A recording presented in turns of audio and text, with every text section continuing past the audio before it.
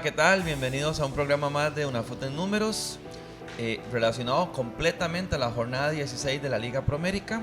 Martín, bienvenido a Una Foto en Números. El saludo, Alan, para vos, por supuesto para Emanuel y para todos los que nos sintonizan en esta edición más de Una Foto en Números. Por supuesto, se nos viene una jornada cargada de muchos partidos muy interesantes, que por supuesto ya tuvimos la jornada 15 a mitad de semana, que también nos dejó partidos sumamente intensos con resultados también que sorprendieron en algunos casos, y la jornada 16 hay unos que buscarán revancha, dicho sea de paso, y otros afianzarse. Correcto, y bueno, Emanuel, debutando acá en Una Foto en Números, bienvenido.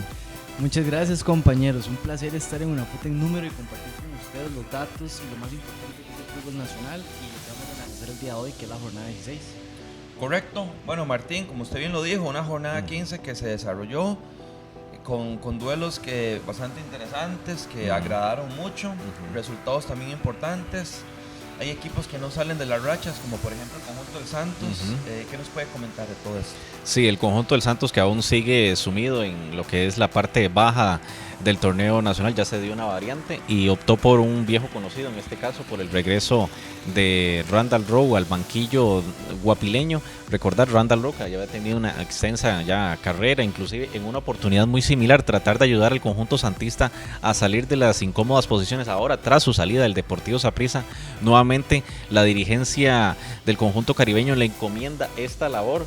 Recordemos que ya tuvo su primer compromiso ante el conjunto del Municipal de Pérez Celedón, que cayó derrotado con marcador de 3-1, y junto con Argenis Fernández, que en su momento también estuvo asumiendo el partido ante Guanacasteca, juntos tendrán que poder sacar adelante esta tarea que de momento el Santos la tiene bastante complicada. Sí, son 7 juegos ya consecutivos del Santos sin poder ganar en el Valle del General, así que bueno, aparte de la racha en campeonato nacional, también se le suma esta, que es casi imposible que pueda obtener algún resultado positivo en el Estadio Municipal de Pérez Celedón.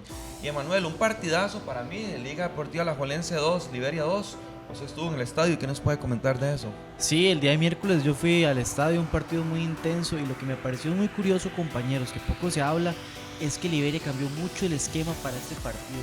Cambió tal vez el 50% del equipo. Jugadores muy importantes o pilares del equipo como José Mora, José Matarrita en el medio campo liberiano fueron sustituidos por otros jugadores, por Alex Ríos, que es un juvenil de Liberia. Además también se vio una faceta muy buena con Raúl Vidal y con Luis Montenegro. Golazos, de hecho. Partido de golazos, partido de golazos. Golazos. De ambos, correcto. Sí. Este partido tiene una singularidad, el duelo entre Alajuelense contra Liberia, y es que desde el ascenso del conjunto pampero de nuevo a la máxima categoría, la liga no ha podido derrotar a Liberia en su estadio. En su estadio, sí. Es decir, recordemos que para el torneo de apertura 2023 el primer duelo se saldó con un 3-3 muy intenso. Sí. Después un 0-0 para el clausura 2024 y ahora se suma este 2-2. Hay que recordar también el caso de Diego Campos, que se mantiene aliado de manita sudada con el gol. Muy intenso ha sido relación que ha tenido el atacante rojinegro en Recopa, en Copa Centroamericana, en Torneo Nacional, y ha sido uno de los estandartes rojinegros de Alexander Guimaraes. Sí, muy buen dato, Martín, porque es llamativo, ¿no? Que un conjunto liberiano que regresaba a la máxima categoría se mantenga invicto, hay que decir las cosas como son, en sus visitas al estadio Alejandro Morera Soto.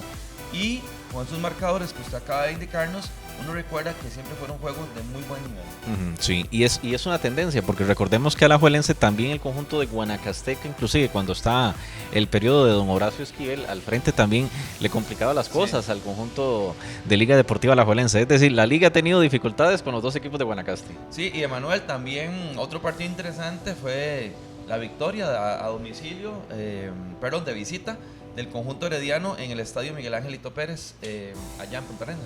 Sí, un partido muy interesante y más que todo por la faceta de Herediano, que logró sacar un partido muy complicado, se pone en el papel, porque ir a jugar a Punta Arenas, una cancha difícil, un ambiente pesado por el clima.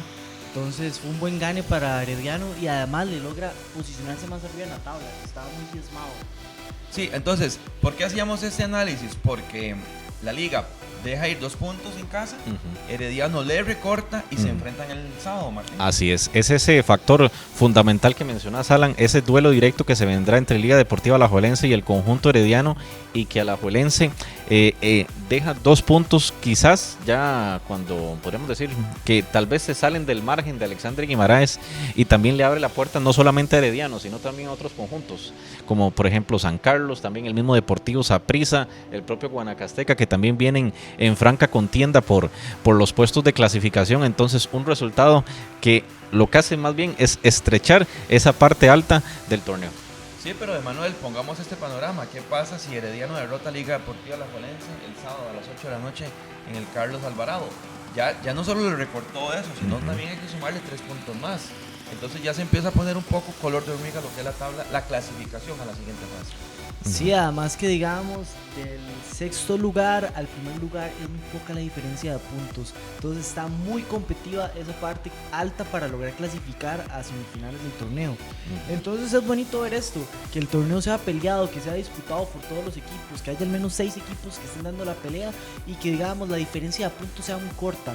Que digamos, 2 partidos pueden darte o subir o bajar en la tabla. Otro tema, Martín, es que Herediano pierde a su goleador y la liga pierde a un volante mixto, por decirlo de esta manera, que es Larry Angulo, y creo que son bajas sensibles. Sí, Larry Angulo, que se ha venido consolidando en Liga Deportiva Alajuelense. Recordemos que lo hemos podido analizar inclusive en otras ediciones, tanto en Unafoot Radio como en Unafoot Números, el buen papel que han jugado los extranjeros en Liga Deportiva Alajuelense. El caso de Cañoto, el caso de Toril, han venido poco a poco afianzándose y siendo parte fundamental del esquema de Alexandre Guimaraes, y perder alguno de ellos en esta etapa, y tal vez por una situación que se dio ya con un partido prácticamente en el cierre del compromiso, por supuesto que genera un proceso difícil para poder solventar para Liga Deportiva Alajuelense y sobre todo para Herediano. Es decir, tenés al goleador, el hombre el goleador del campeonato, y lo perdés por 2 partidos tras de eso. Correcto, Manuel, porque lo decíamos anteriormente, Marcel es el goleador de Herediano del campeonato y es el jugador que más remata marca en este conjunto. ¿Con quién podrá sustituirlo Jafet Soto de cara a ese partido con la liga?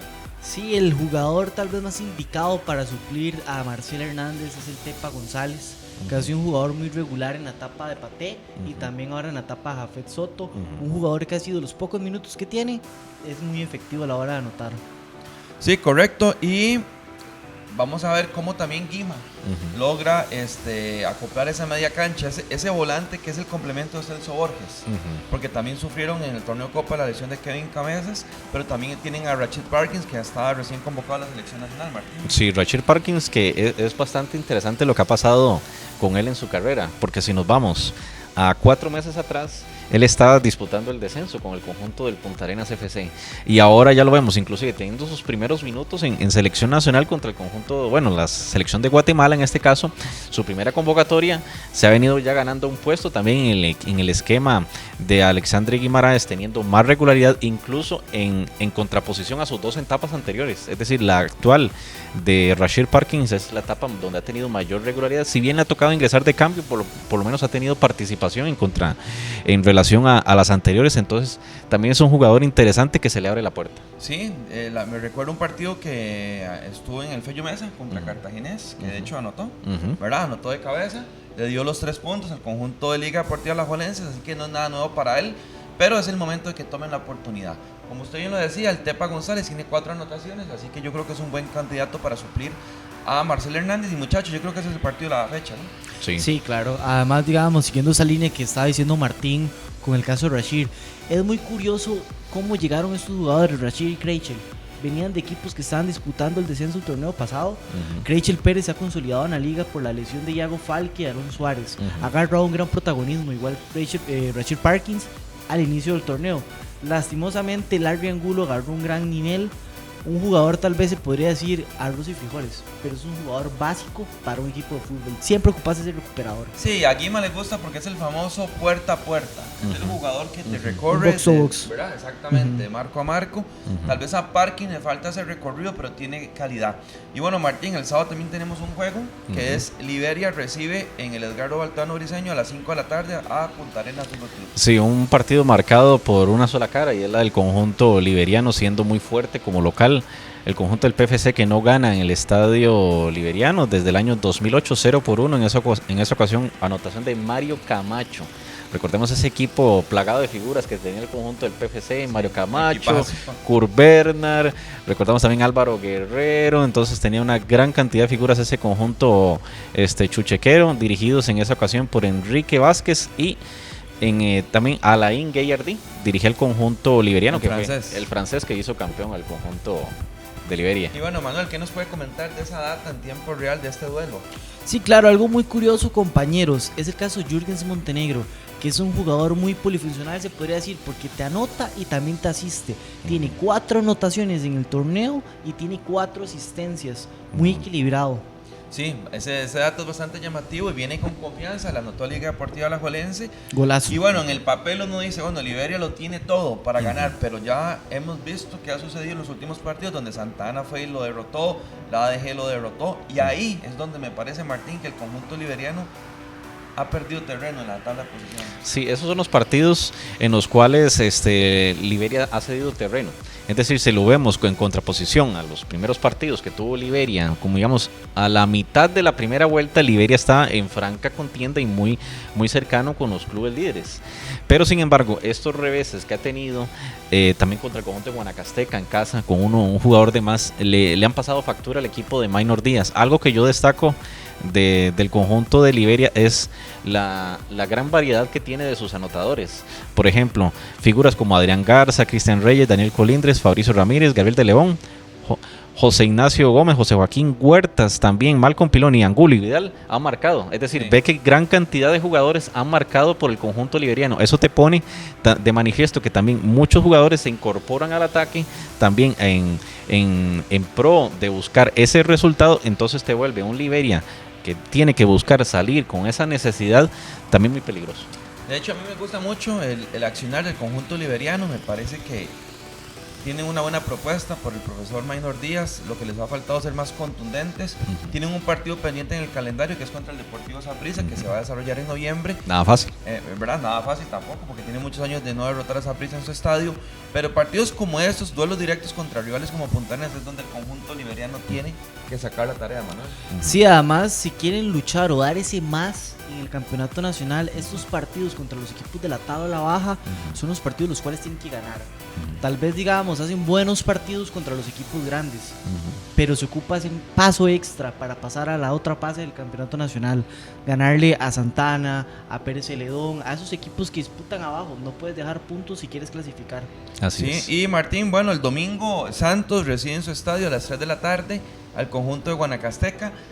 Vamos a ver, yo creo que ya para el domingo se podría ver un poco la mano de Ronald Rowe. Sí, recordemos que es que está prácticamente recién arribando al conjunto del Santos de Guapiles.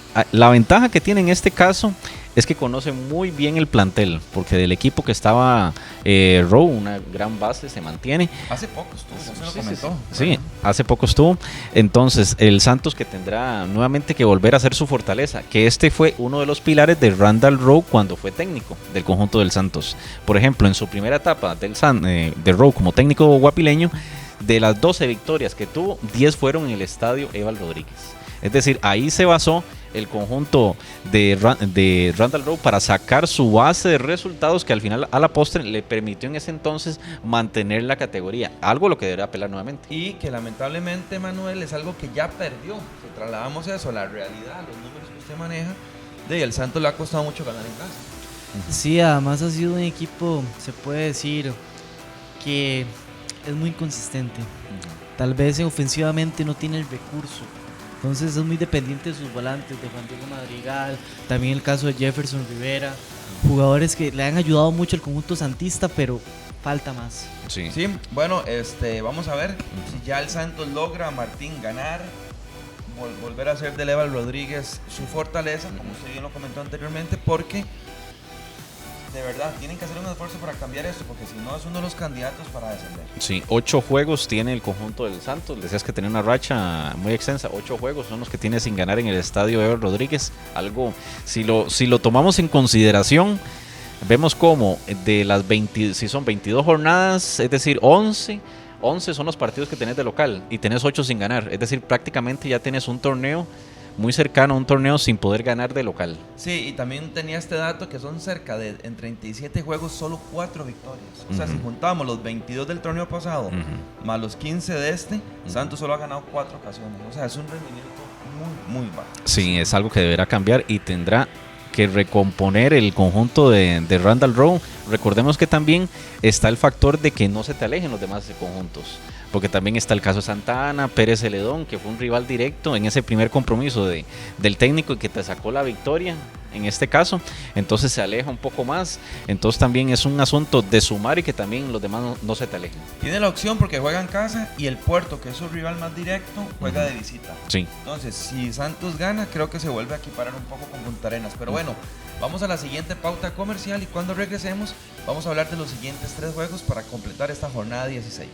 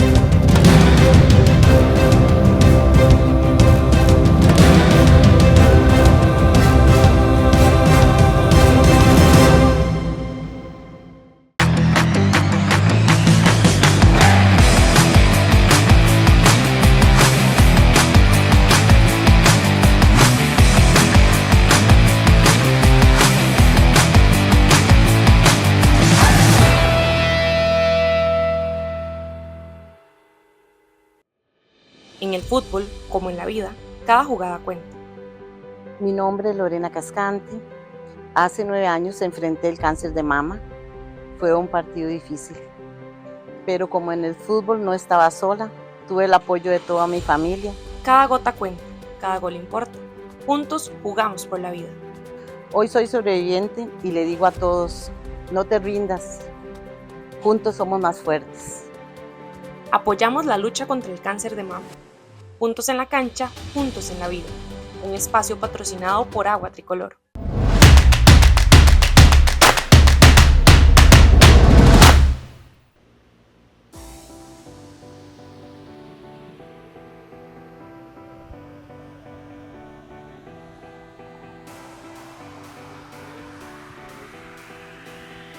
Retornamos a Una Fut en Números y seguimos hablando, desmenuzando todos los juegos de la jornada 16 y el Deportivo Saprissa a las 4 de la tarde recibe en su estadio a Sporting.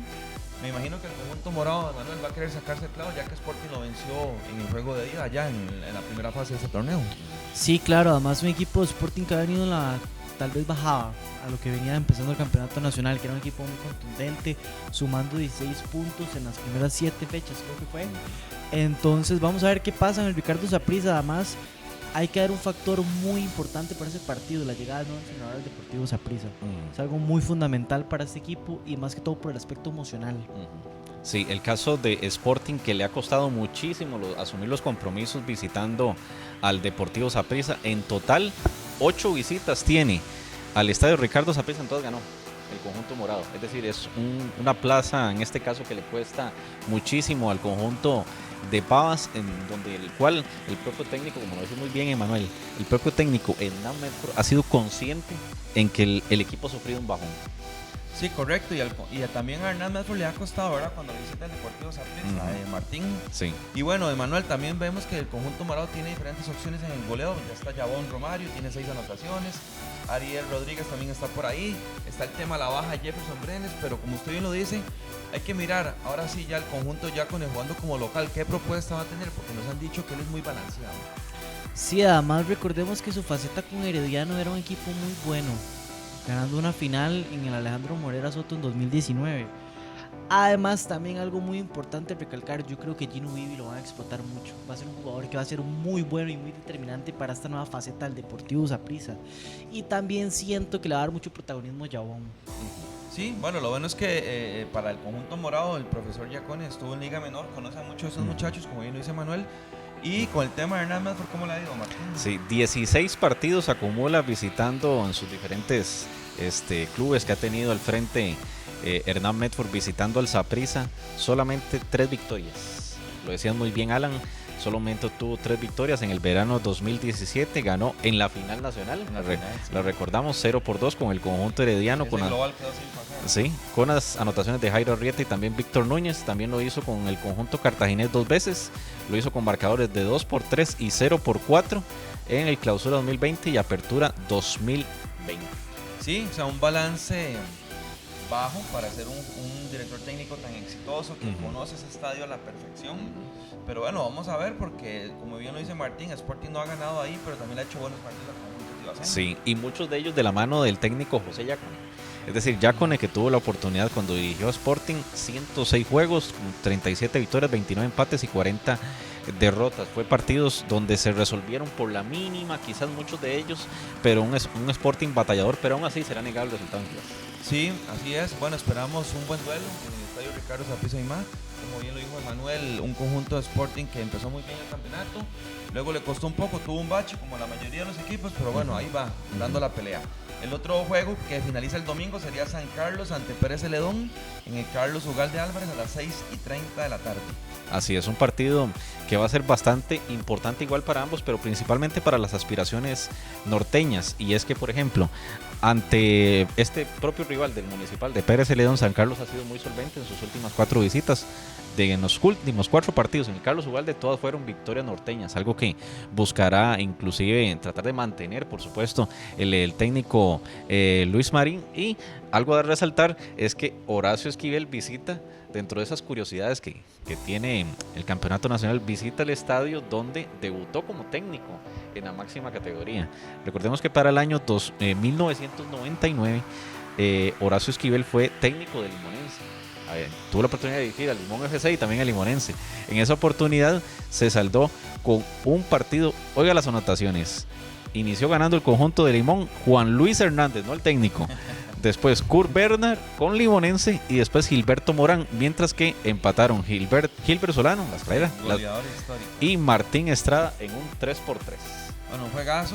Y también para el tema de San Carlos, Manuel, un conjunto que está peleando, ¿verdad?, sus primeros lugares, que se ha mantenido muy estable con el profesor Luis Marín. Hay algunos equipos, algunas plazas que le cuestan mucho a San Carlos, pero creo que en casa tiene las condiciones para dar la pelea. Sí, además que el equipo de San Carlos es un equipo que tiene jugadores muy importantes, tal vez en la tabla de goleadores y en la tabla de asistidores, con José Rodríguez y el caso de Brian Martínez, el mexicano. Además también, mi opinión propia, tienen la mejor defensa del campeonato nacional por rendimientos, en el sentido de que tienen a Reggie Rivera, que es un excelente lateral derecho, tienen a José Peraza, uno de los mejores centrales jóvenes de Costa Rica. También tenemos el caso de Aarón Salazar, que llegó de Herediano de préstamo y ha hecho muy buen papel, ha logrado protagonismo. O sea, usted está pidiendo en la selección a Reggie, a Peraza, porque veo que me andan por allá. Tal vez a Reggie sí, por la Reggie, racha. me gustaría verlo en la selección. Sí. Y hay uno que lo ha venido haciendo muy bien y es Rodríguez Chiroldes. Sí, claro. Que es uno de los puntos más, digamos, de las gratas sorpresas que ha tenido el conjunto norteño en este semestre. También Brian Martínez, 7 anotaciones en lo que va del torneo, un aspecto a destacar por parte del mexicano, que está en su mejor torneo goleador. Y es algo que sobresale de Brian Martínez, es la variabilidad de sus anotaciones. Por ejemplo, de esas 7, 4 son de cabeza, 2 de derecha y 1 de zurda.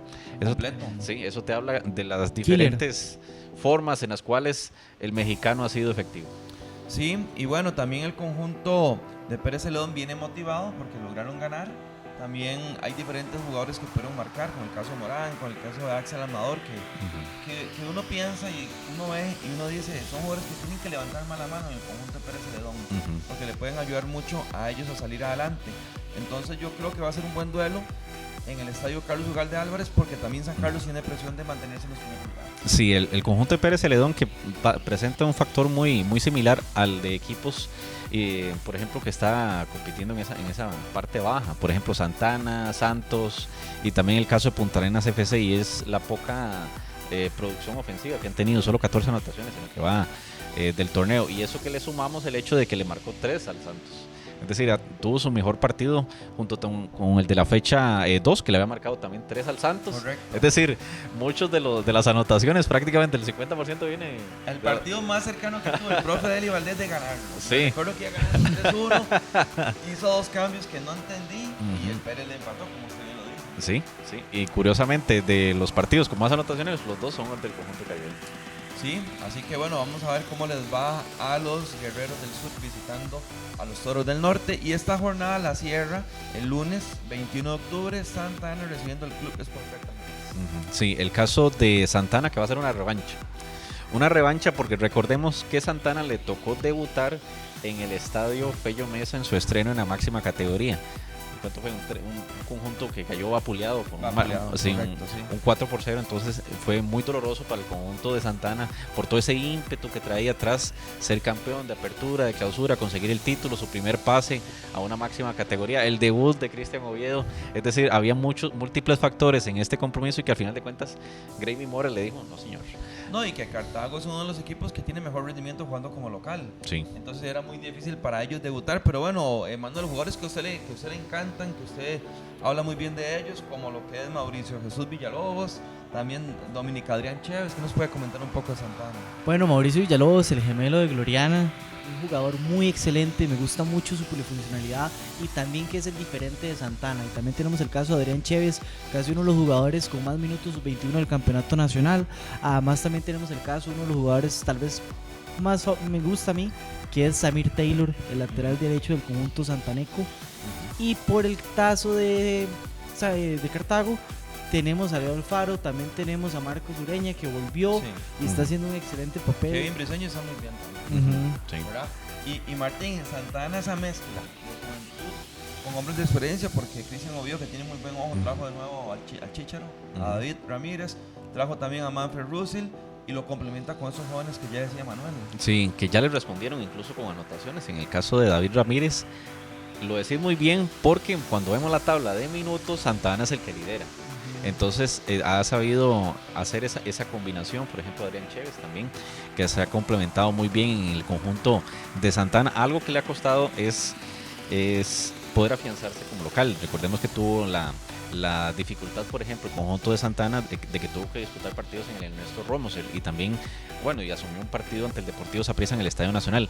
Es por esto que en lo que va del semestre solo cuenta con una victoria como local en su escenario.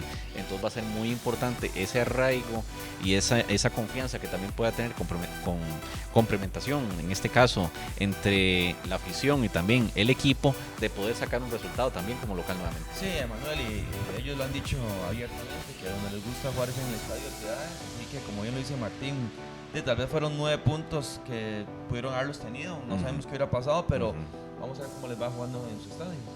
Sí, además que el Estadio de Piedad ha sido una fortaleza para Santana, haciendo muy buenos partidos, ese empate contra Herediano que habían hecho empezando el campeonato nacional, y veremos qué pasa. Este partido va a ser una revancha, va a ser muy interesante y veremos qué ofrece Santana diferente para ganar la Cartaginés. Hay partidos muy interesantes, ya dijimos que el que se lleva todos los focos de atención es Herediano Liga, pero este juego de Santana Cartago también se lo trae por lo que puede pasar tanto abajo como arriba en la tabla de posiciones, y también lo de Saprissa Sporting, porque son equipos que pueden estar ahí peleando, porque recordemos que, como yo lo decía Manuel, hay 6 equipos que están muy metidos en la pelea y hay otros que quieren tal vez cerrar de mejor manera este campeonato para no tener que cargar con esa losa en el torneo de clausura, Martín. Sí, para Cartaginés, recordemos, posteriormente a lo que ha sido el título de campeón, le ha costado incluso en algunas ocasiones volver a fase final nuevamente. Hay equipos que se han interpuesto en ese camino por estar